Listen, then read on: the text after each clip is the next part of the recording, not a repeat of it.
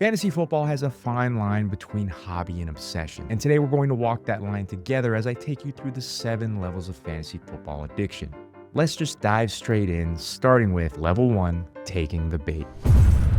The introduction into fantasy football usually starts the same way. Someone close to you, someone who you thought you could trust, finally breaks you down. They've been scouting weakness for weeks, or in some cases, even years. And they see that you have a bit too much free time in the fall and a bit too much joy in your life. Maybe it was your brother who said that he needed just one more person for his league. Or maybe it was that one coworker who corners you by the copy machine, talking with the unnerving intensity of a guy who's trying to recruit you for some low-level cult that meets on Tuesdays. And one day, you finally cave just to make the conversation stop. All I have to say is congratulations, you're in. You think it's all fun and games, and all that you really know is that you joined something called a PPR league, whatever that means. And even though you probably already watch football, you know absolutely nothing when it comes to fantasy football. You also don't realize that you weren't invited into this league out of the goodness of someone's heart. The person who recruited you looked at you and saw a newborn gazelle on the Serengeti. You're just fresh meat to them. You're the low-hanging fruit, and you're the reason that everybody in the league thinks that they'll be able to get their money back. When you finally ended up saying yes, you probably thought to yourself, what's the worst that could possibly happen? You have no idea that you just signed up for a second job that will ruin your fall, strain your relationships, and consume your every waking thought. Welcome to fantasy football.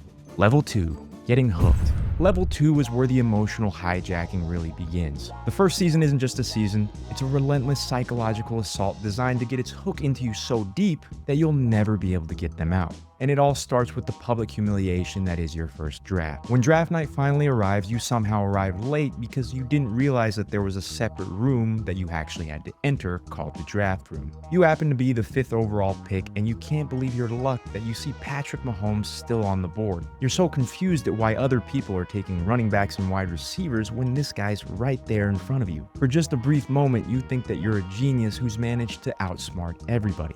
You smash that draft button like it's the buzzer on a game show. Immediately after, the group chat explodes with crying, laughing emojis. Everyone starts calling you Taco. You don't know what that means, but you do know that that's definitely not a compliment. By round 3, you had the bright idea of taking another quarterback for depth because you know that depth wins championships.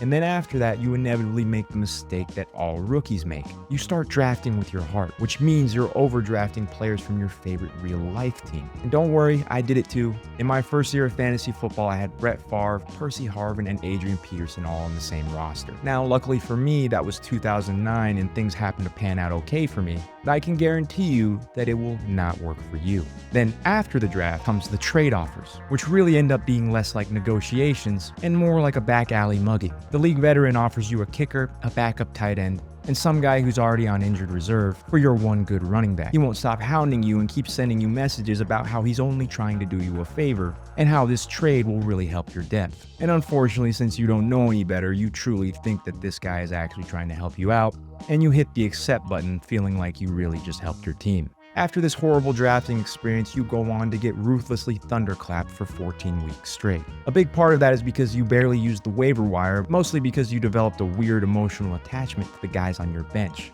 You treated your roster like a non-kill animal shelter, where every player, no matter how useless, deserved a forever home. Then there's Thursday Night Football, which for you was just a weekly lesson in pain. You learned what a lineup lock was by starting a guy who was ruled out 3 hours before the game, and instead of learning from that mistake, you let it happen 3 more times in the season. So after a full season of getting your soul statistically pulverized, any normal person would walk away from this kind of violent trauma with their dignity and try to forget about this stupid game. But not you. You get angry and you get motivated. You're not quitting, and just like that, the hook is set deep. Level 3, obsession. The humiliation from your first season fuels a vow to never let yourself be humiliated like that again. And you probably made this vow to yourself in the dark while staring at the ceiling after the fantasy championship week that you weren't a part of. You decided that you were no longer going to be a passive victim. You're going to become a student of the game. You start this deeper dive by listening to your first fantasy football podcast, where 3 guys hop on a Zoom call and pretend that they don't live in their mother's basement, and instead pretend that they're Super Bowl winning GMs. And you probably don't stop there. You move on to YouTube, watching videos from fantasy experts with clickbait titles like, "My 5 can't miss sleepers to win your fantasy league." These guys all talk about their systems and their models like they cracked the Da Vinci Code. They show you spreadsheets with so many colors that it looks like the vomit of someone who just ate Fruity Pebbles. And of course, you in your desperation believe every single word. You're convinced that this fantasy thing isn't a game of chance. It's a puzzle, and you're going to solve it. Maybe the most important part of level 3 is that this is where you decide that one league isn't enough for you anymore. How are you going to get in the reps with just one league? So you decide to join your work league where your sole purpose is destroying Todd from accounting because he made one too many jokes about you being the taco of your other league. This entire fantasy thing is no longer about fun. It's a revenge tour. You're running mock drafts in July, roster baiting to your potential future teams, and you may have even started your own spreadsheet to track all of your own data. You're treating fantasy football like an exam that's going to determine your self-worth for the next few decades. And that's because it will. Before we jump to level 4, I wanted to take a quick second just to say that if you've made it this far in the video and you happen to be enjoying yourself, consider leaving a like or subscribing because it really does help the channel and it makes my cat very, very happy. Anyways, back to the video. Level 4, Exploration. At this level, you should be a few seasons deep into your fantasy journey now. You've been putting in the work from level 3 and you might have even won a championship at this point. But let's be real, you probably haven't. You're still chasing that dragon and you think that you finally cracked the code to the secrets of the standard league. But that all changed the day that you were 90 minutes deep into a fantasy podcast and one of the hosts casually mentioned their keeper league. It was a term you'd never heard before and it sent you down a rabbit hole so deep that you didn't see sunlight for 3 days. You suddenly realized that you hadn't been playing fantasy football. You'd been playing in the kiddie pool while all the adults were on a yacht doing coke. You discovered that there was an entire universe of new formats and a whole new wing of the asylum that you didn't even know existed. But that keeper league that I mentioned earlier was just the gateway drug. It led you to find dynasty leagues. And in this league, it's not just keeping a few players. This is owning them forever. You're not just a manager anymore. You're a god. You joined a startup dynasty draft that took 4 hours and you loved every single second of it. Now with your newfound love for dynasty leagues, you've taken up an interest in college football, not for fun, but to make sure that you have an edge on every rookie draft from here on out. And just when you thought that you'd seen it all, you found the truly exotic stuff. There's Superflex, where quarterbacks are suddenly worth their weight in gold. There's tight end premium, where tight ends get more points per reception than everybody else. There's also guillotine leagues, where the lowest scoring team gets executed each week of the season. And we can't forget that you even messed around with some IDP leagues, where you're suddenly stressing about a middle linebacker's performance. To navigate this new complex world, you're now paying for a PFF subscription and 3 other fantasy sites convinced that this secret data is going to turn you into a hybrid of Bill Belichick and a Wall Street quant who's physically incapable of losing. Level 5. Degeneracy.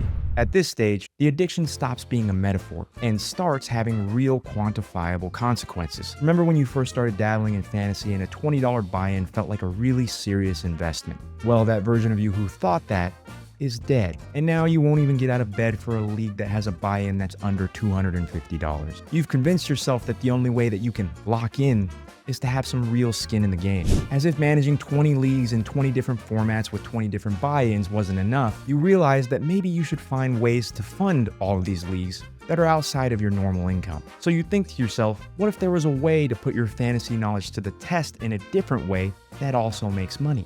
And that's when you find the back alley behind the casino. Daily fantasy sports. DFS is what happens when fantasy football, stock trading, and pure uncut desperation have a baby. Every week is a new chance to win and a new chance to actually feel something. You started with just a couple $5 entries, but now you're building 20 to 30 different lineups every Sunday. You're using terms like GPP leverage and ownership percentage like you're some sort of hedge fund manager that works out of his basement.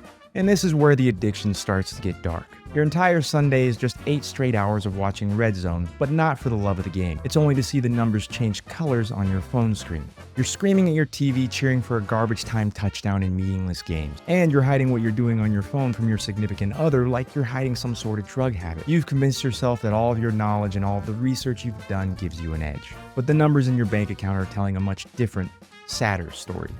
Level 6. Burnout.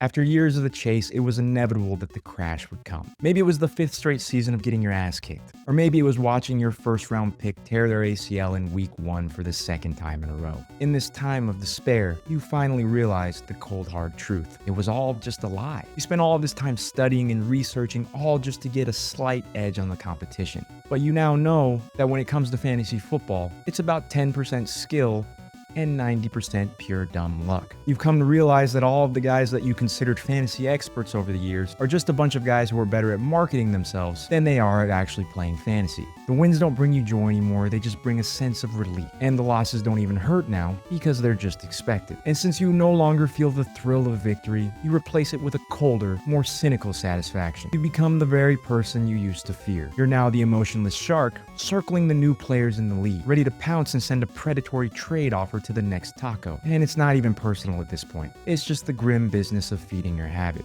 Because of how you feel now, you threaten to quit fantasy football every single year. But we all know the truth. You're trapped in a toxic relationship with a hobby that doesn't care about you, and all that's left is the husk of the person that you once were. Level 7.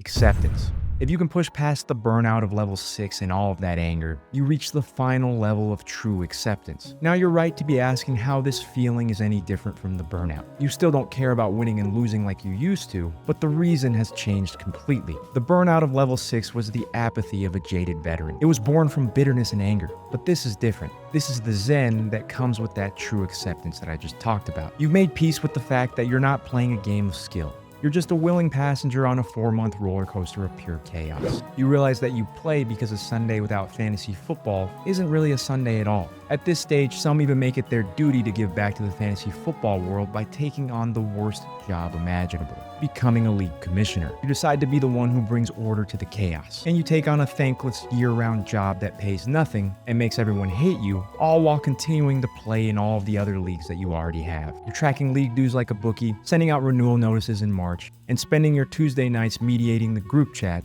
because two managers are arguing about a lopsided trade. You're no longer just playing the game, you are the game. And when you die, they won't put loving father or devoted husband on your tombstone. All it'll say is Commissioner, years 2015 through 2087. And that, in your twisted, addicted mind, is all you could have ever asked for. And that is my 7 levels of fantasy football addiction. If you enjoyed this video, you might also enjoy one of my other videos, which I put on screen right here. As always, thank you everybody for watching, and I will catch everybody in the next one.